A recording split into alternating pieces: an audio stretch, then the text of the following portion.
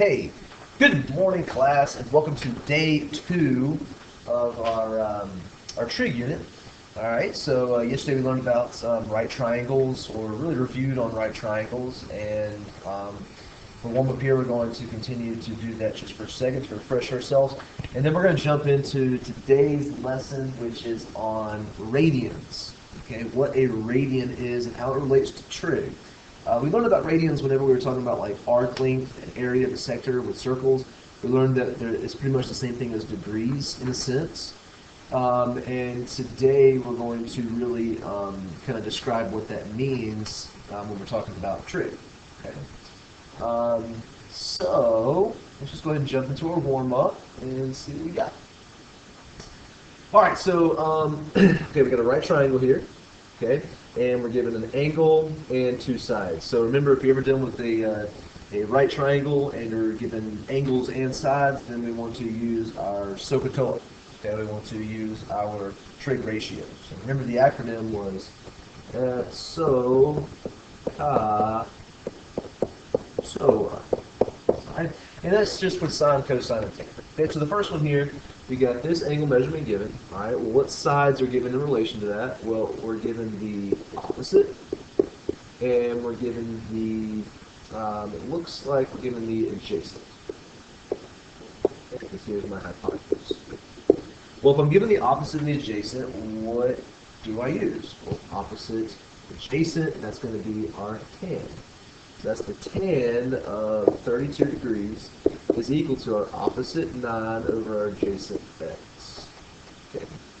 Well, doing some algebra, we can multiply both sides by x. Okay. I'm left with x tan of 32 equals 9, and then divide both sides by tan of 32. So I got x equals 9 divided by tan of 32 degrees. And doing that in the calculator, we get 13.662.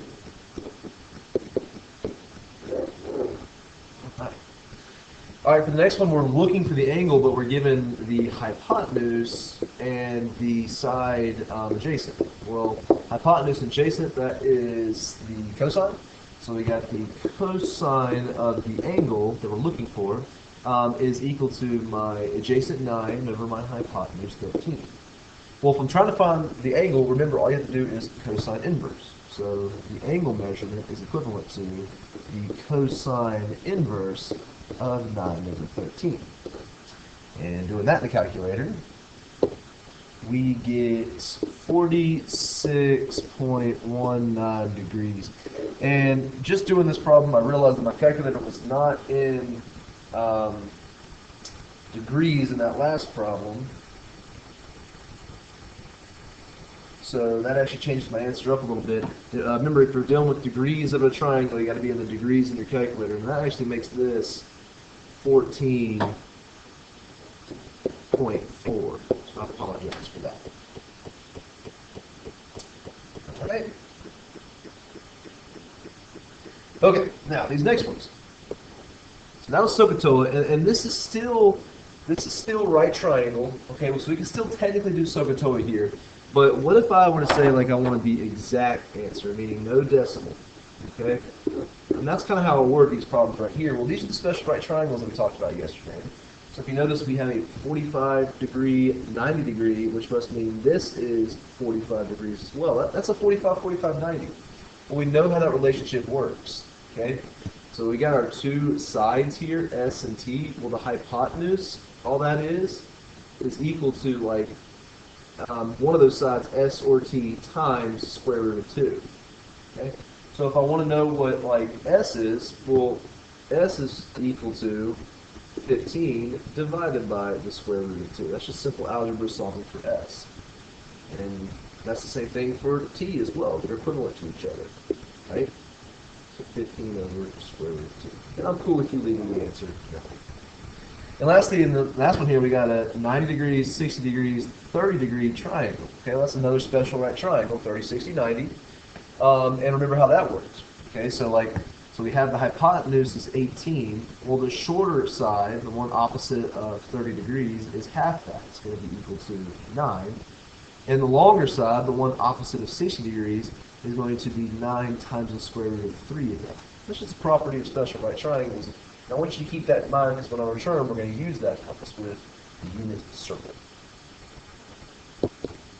Alright, good warm-up. So let's go ahead and jump into today's lesson, and it's on radians. It's not too bad, so we're going to learn this today and practice it tomorrow. What is a radian?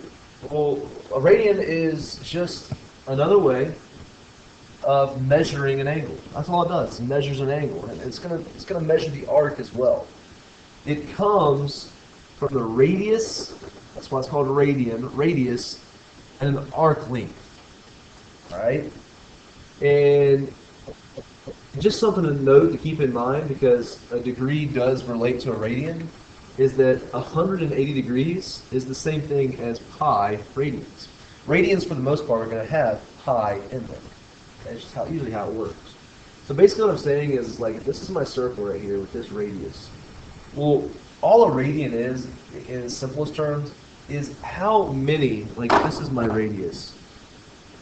It's how many of my radiuses, I guess I say it, that it takes to get around the circle. So like here, if this is my radius, let's say this is about the same length. That's one radius length. It's the same length as this. I'm just tracing it on the circle. Well, then that's 1. Here's 2. Here's 3, and it actually turns out 3.14 or pi is the same thing as 180 degrees, which is half the circle.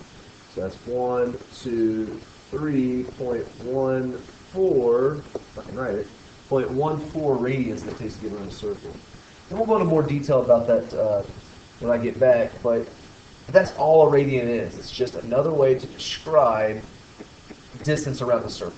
And it's used by describing how many radiuses it takes to travel along the circle.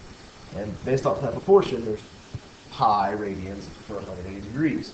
So what would that mean for the entire circle? If it takes pi radians to get away around halfway, well, around the entire way would be 2 pi's, right? So 360 degrees equals 2 pi's. It'll be interesting to keep in mind.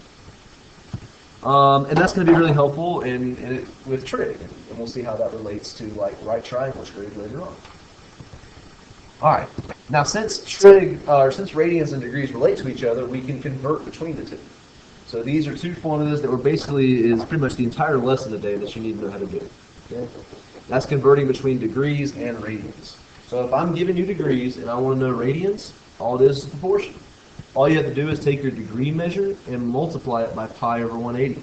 That's it. And simplify. That's it. And to convert between radians to degrees, all you got to do is take your radian measure and multiply it by 180 over pi. And that's it. All right? It's perfect. It's easy. It's not too bad at all.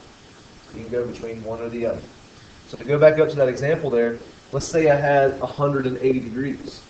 Okay, well, what if I wanted to know what that is as a radian?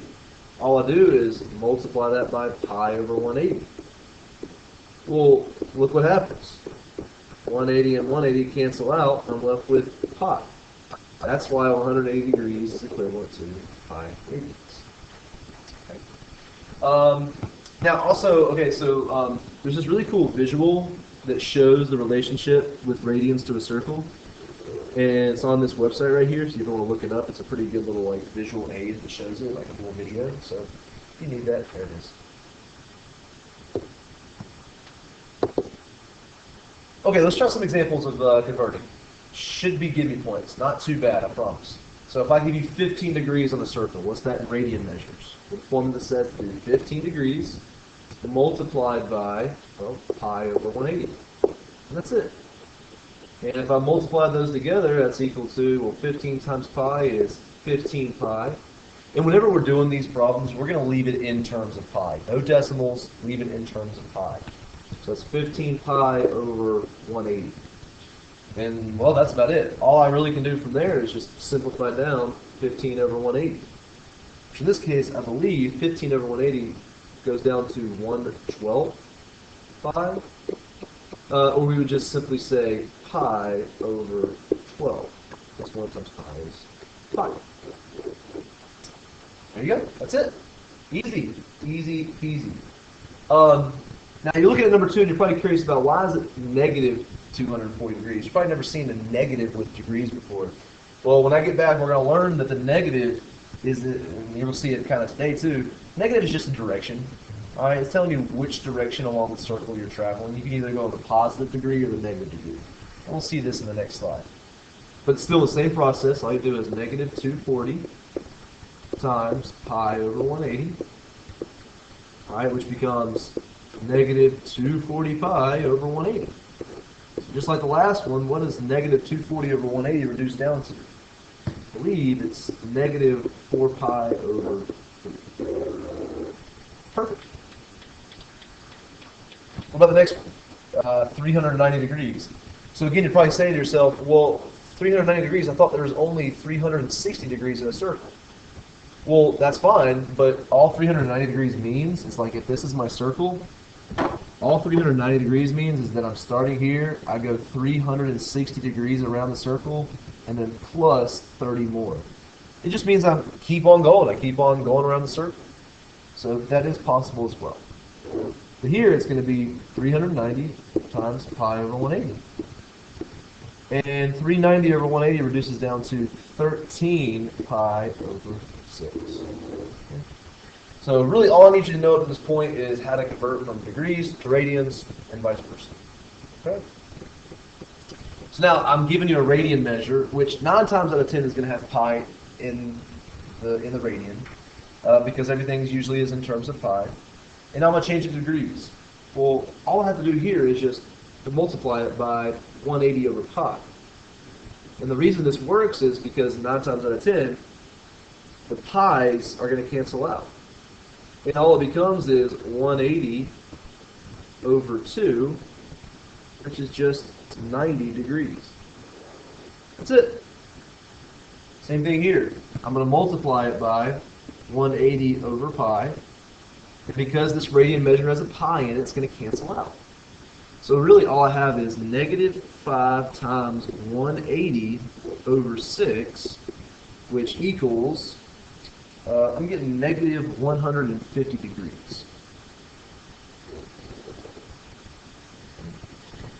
Now, like I said, 9 times out of 10, the radian measure is going to have a pi in it, but sometimes it's not. Sometimes the pi is already going to be multiplied out. Like in number 6, 1.57 radians, well, there's no pi there. It's probably multiplied out. It's probably the rounded version.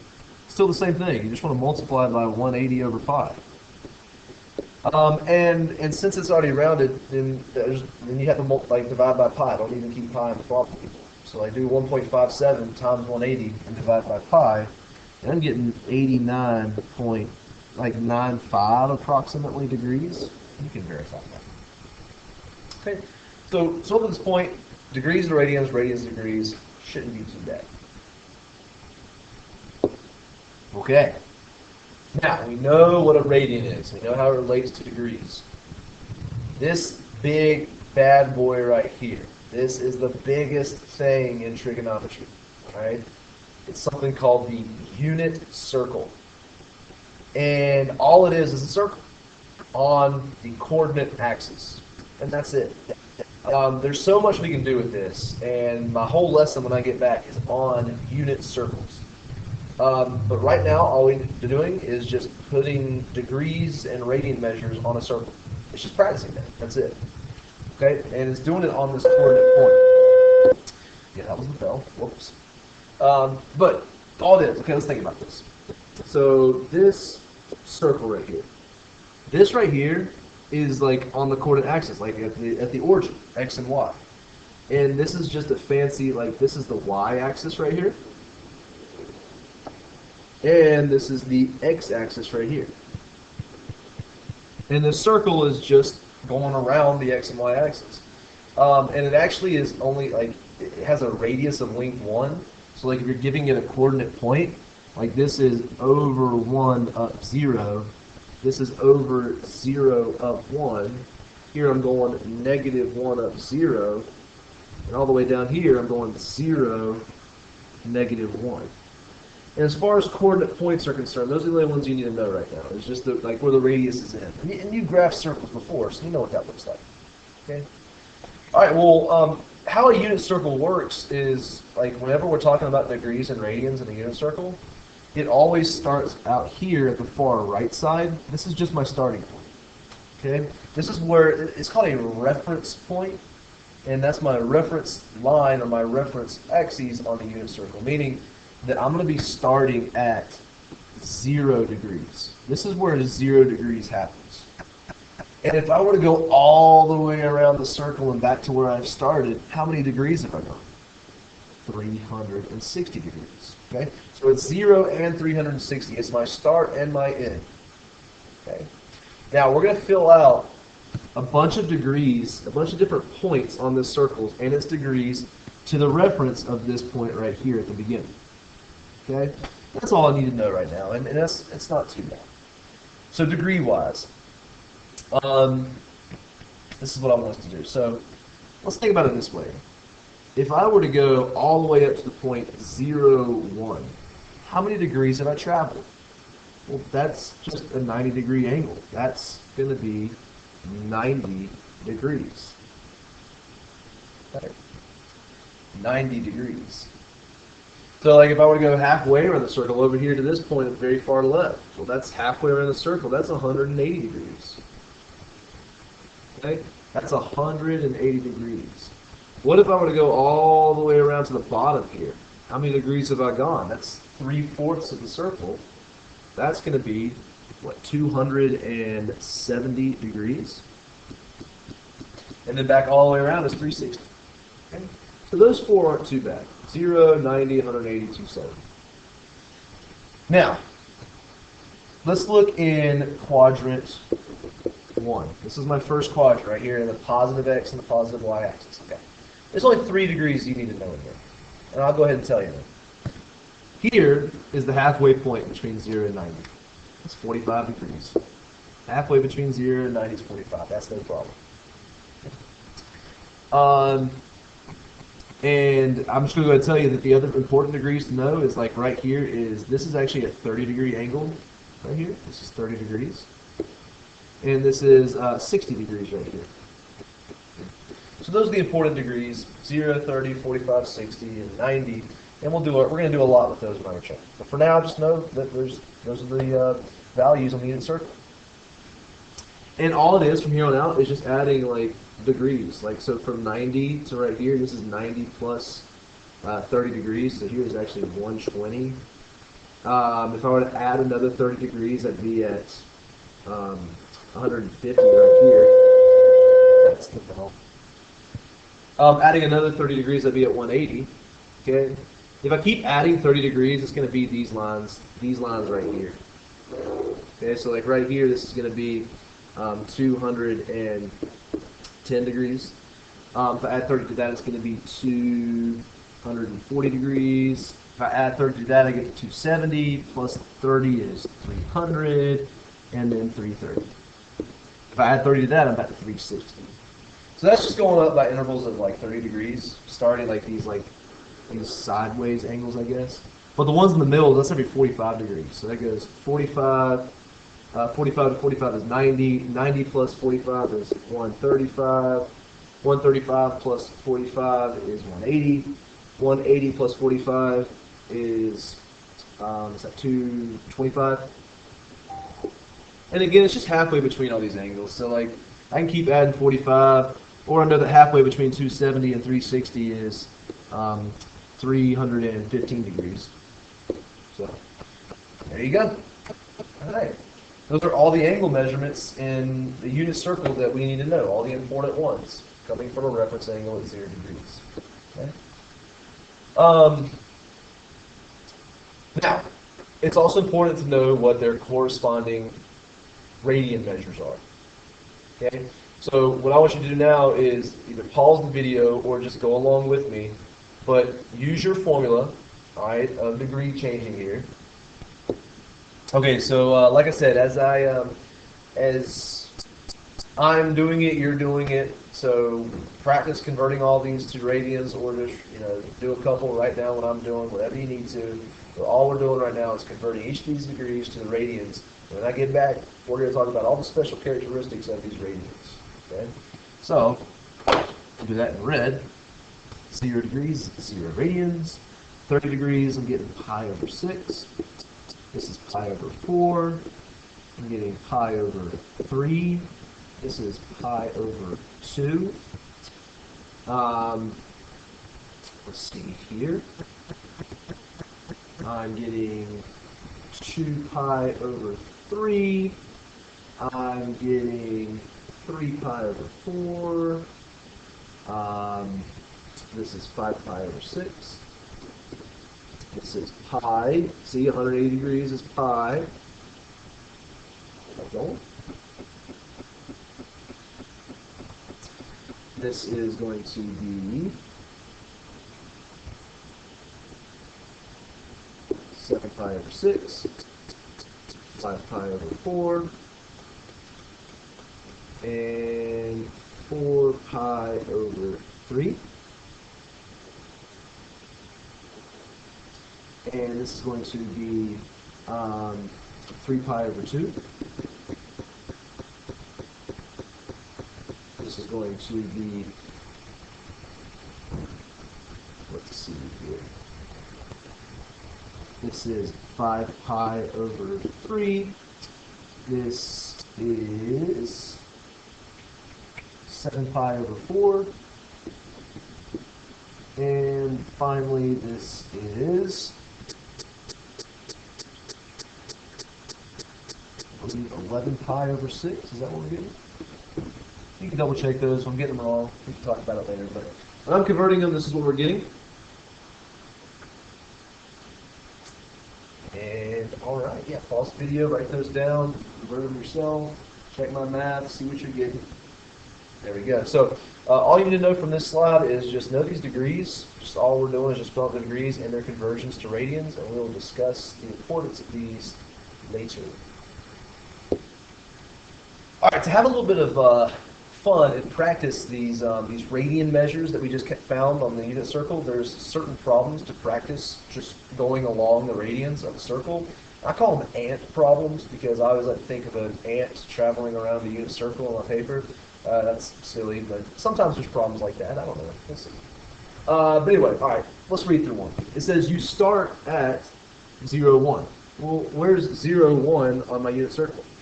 0, 1 is over here at pi over 2 radians. 0, 1 is at 90 degrees or pi over 2 radians. So if it says that I'm starting at 0, 1, it really means that I'm starting at pi over 2. And I travel 5 pi radians counterclockwise. I'm traveling 5 pi radians counterclockwise. What quadrant would you be in? Okay. Well, we're going to learn that with unit circle, there's a direction associated with it. Okay? If I'm going counterclockwise, so opposite of a clock, so looking like this. All right, if this is the direction I'm going in, this direction right here, counterclockwise, that is actually the positive direction. Okay, so counterclockwise is a positive direction. It means that we're going in the positive way. If I was to go clockwise, all right, clockwise, so in the direction of the clock, looking like this instead, all right, going around this way, so going around the circle the opposite way. That is almost going in the negative direction. So that's like subtracting distance, whereas counterclockwise is positive. So here, if I'm traveling counterclockwise, that means I'm going in the positive direction. So if I'm starting at pi over 2 and I travel 5 pi over 6 radians, it means that I am going in the positive direction, 5 pi over 6 radians. Well, let's figure out where I'm at. If I take pi over 2 and I add 5 pi over 6, I'm at a new location on my unit circle. All right, well, in order to do that, I mean, you can do this in the calculator, but I want to leave pi in my answer. So really it's 1/2 plus 5, 6. You need to have a common denominator here. So let's multiply top and bottom both here by 3. So really, I got 3 pi over 6 plus 5 pi over 6. All right, what that's going to equal is 9 pi or God, I cannot add. 3 plus 5 is actually 8 pi over 6,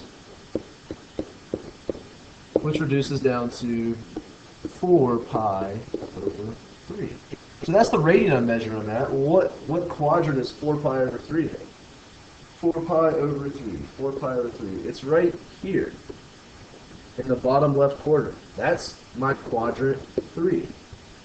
That's quadrant 1, here's quadrant 2, and here's quadrant 4. It's just the quadrants of a unit on a x and y coordinate plane. So you're in quadrant 3. Yay! Let's try another one. So we're starting at negative 1, 0. So if you find the point negative 1, 0 on the unit circle, all right, well, where's that at? Well, that's at pi radians, 180 degrees or pi radians. And I'm traveling 4 over pi, or pi over 4 radians clockwise. All right, clockwise. What direction did I say was clockwise if you're going this way? That's the opposite. That is negative. It means we're subtracting distance. So if I'm at pi, and I'm traveling backwards, pi over 4 radians, well, where am I going to be at? Well, let's put a common denominator here. Let's multiply by 4.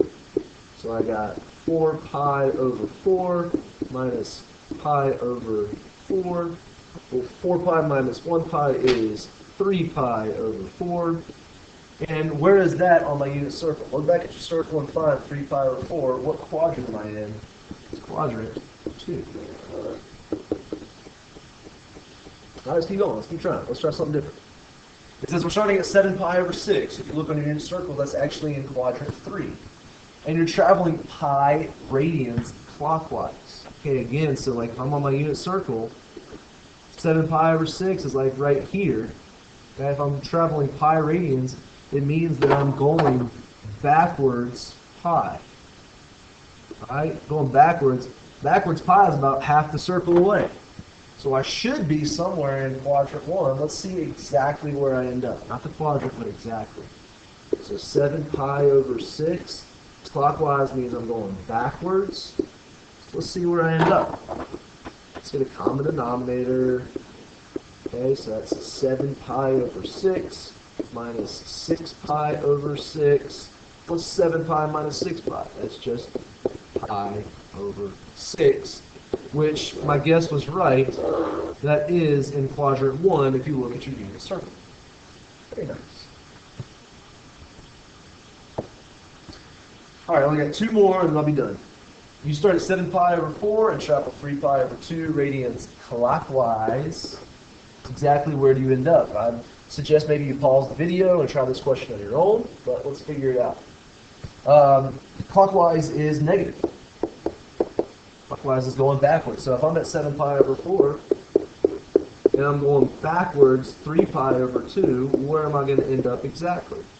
All right, well, let's get a common denominator here. I think it's going to be 4. So I need to multiply top and bottom here by 2. So I got 7 pi over 4 minus 6 pi over 2. Where is that going to... Oops, sorry, not over 2. I apologize. Over 4. Where is that going to get me? Well, 7 pi minus 6 pi is, well, 1 pi over 4. That's exactly where I end up, pi over 4 in quadrant 1, if you will. And last slide, you are at 11 pi over 6, and you travel 2 pi over 3 radians counterclockwise. Okay, so that's this direction, which is the positive direction. We're adding distance here.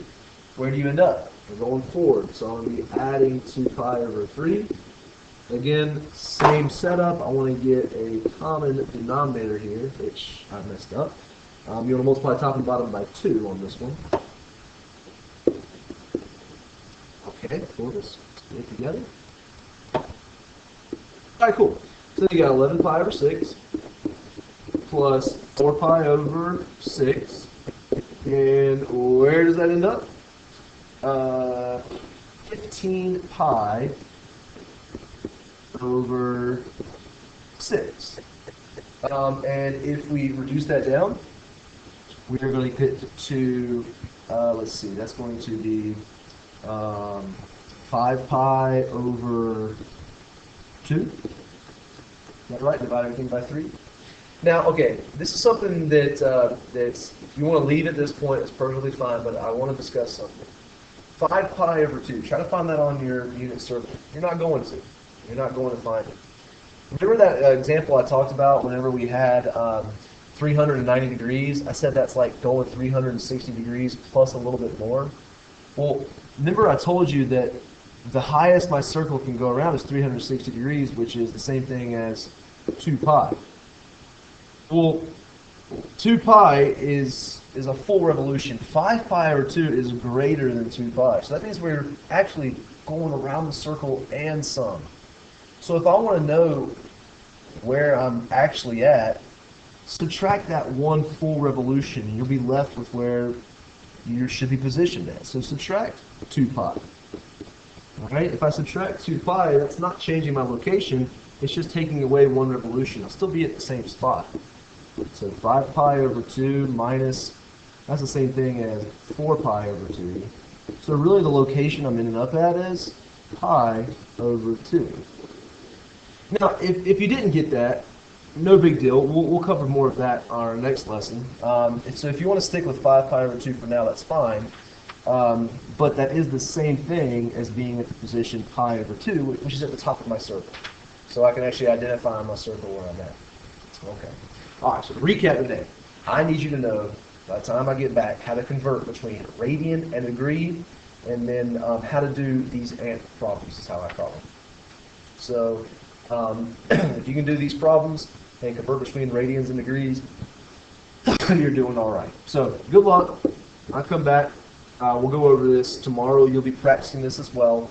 So we'll really make sure not to leave anybody behind. So yay! I love math.